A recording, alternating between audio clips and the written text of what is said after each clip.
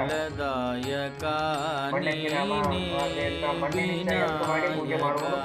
ನೀ ಫಲದಾಯಕ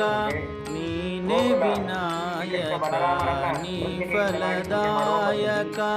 ನೀನೇ ವಿನಾಯಕ ಫಲದಾಯಕ ನೀನೇ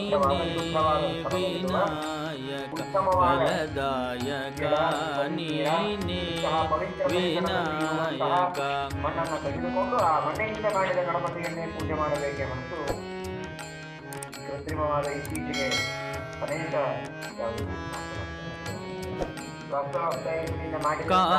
ಕಾರ್ಯಾರಂಭದಿ